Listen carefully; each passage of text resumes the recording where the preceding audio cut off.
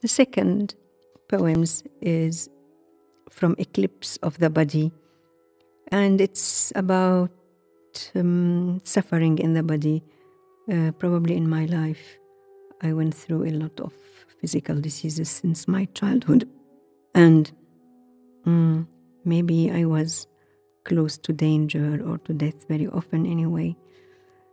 And recently I went also through cancer, but still I feel always there is a place or a possibility to survive maybe and to enjoy one more day of life. The first poem in this Eclipse of the Body is Childhood. Childhood. She was only a child. Her feet hadn't yet touched the earth. As she lay in her bed, her world became a vault of terror. She couldn't move her limbs, her whole body.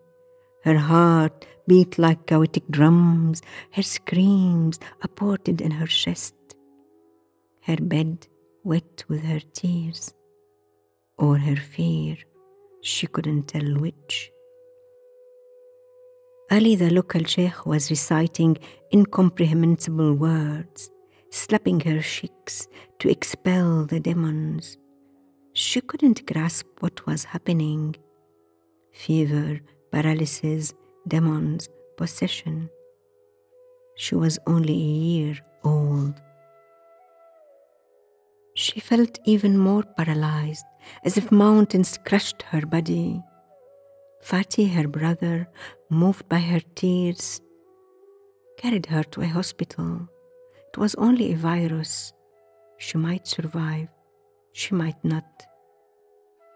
It took her 55 years to grasp the tragedy of that first loss, the dormant insecurity which had always dwelt with her. Today, no more Mr. Ali, no more Mr. Ali's, never again. The second poem is called Death, and I think there's in the end not any good time for death. Life is always precious. Death. Death is always sudden, tragic, even when it takes 100 years. Some deaths are graceful as a ballet dancer, others fearful like a medusa's face.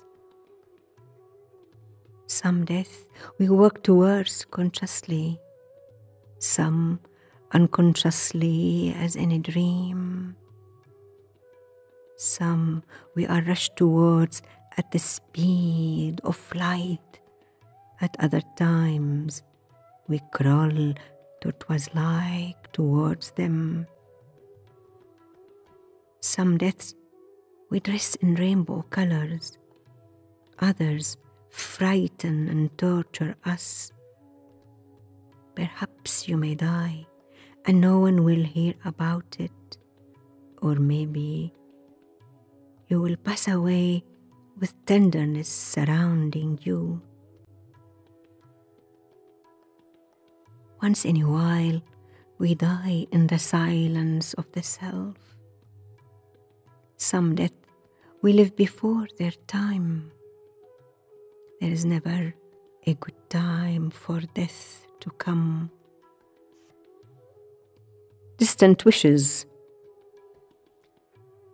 Tonight, I long to navigate the Thames, dream of days yet to come. See another full moon, close my eyes without fear, learn about forgiveness, hold hope under my eyelids, build an altar for love in my heart. To forestall another unexpected death, and trust the cadence of the cosmos for many thousand days to come. Faces for death. Be a singer, be Venus the tender. Be a kiss on my winds, not a sword on my flesh. Be comforting as a womb, not merciless as a barbarian. Be my beloved tonight, but remain faithful to life. Don't become me. Just let me be myself. Come to me, a rainbow in a dream. Don't become too real. Let me lie on the wet grass, hear the earth's words. Be my beginning, not my end. Be my enlightenment, not the darkness. Timelessness. It's about a wig that I used to have through my first year with cancer. Timelessness. He shaved the remains of my hair, laughed, said my bald head looked nice, as perfectly spherical as Mother Earth. He selected a honey-colored wig for me. My wig, which suits my head perfectly, is called Timeless. In my cancer, I'm freed. How can I perfectly measure the passing of the hours?